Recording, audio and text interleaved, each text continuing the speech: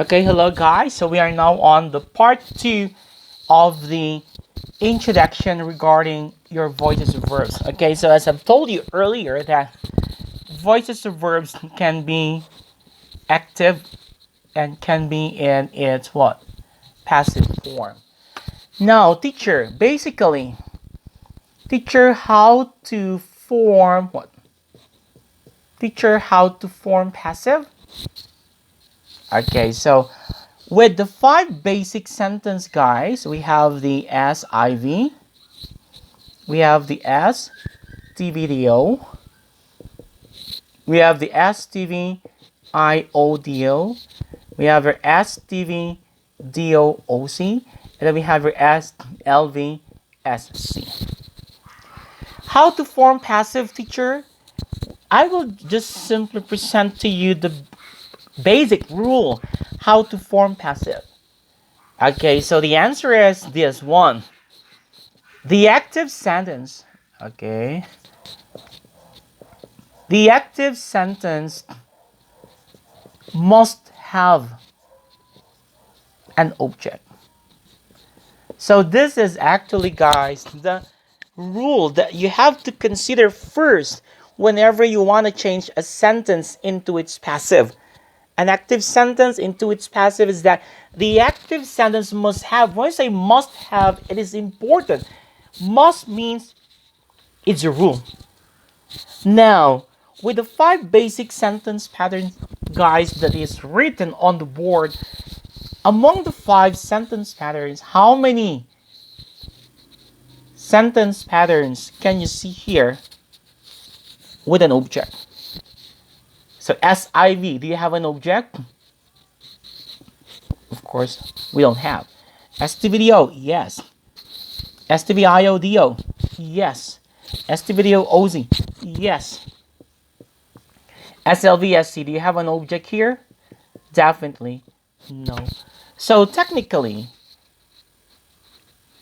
only 3 active sentence patterns can be changed into its passive form, and that is those are STVDO, so you have 1 object. STVIODO, you have 2 objects. We have the indirect and direct object, and then we have your STVDOOC, so we have here 1 object. So as you notice, guys, if you have only 1 object here, then your focus in changing the sentence into its passive is you just try to consider just the direct object. However, in sentence pattern STVIODO, we have the object 1 and then we have your object 2. In this sentence, guys, there are 2 objects. We have the indirect, we have the direct object. So teacher, can I use IO as the subject? Yes. Can I use DO as the subject? Yes. But before you do that, guys, if you could remember again, in your IO, we usually use your preposition for and to. Or you can use either for and to. Because again, your IO answers the question for whom and to whom, right? So, in changing the passive form of an STVIODO, particularly if you use your DO as the subject, okay, I repeat, if you change an STVIODO and then you use your direct object as the subject in your passive sentence, then you have to use either preposition for or to. So still, guys, when we studied the STVIODO, I emphasize that you should actually know what are verbs that fall under to, like give, something like that, teach. You also need to know what are the verbs under for, like buy, something like that, and either for and to, like write or send. Because in changing these patterns into its passive, as I told you earlier, if you use the DO as the subject in the passive form of STVIODO, we have to use for and to. Okay, teacher. When we talk about voices of verbs, guys, voices of verbs is formed using your what? Your tenses of verbs. So tenses of verbs, there are actually 12 tenses of verbs. So you have to know that. If you haven't studied more on the tenses of verbs, don't you worry because I will be explaining that in the future. But for now, let's just try to focus on how the 12 tenses of verbs can be transformed into its passive voice. Number two, we will be having the uh, passive forms also of your modals.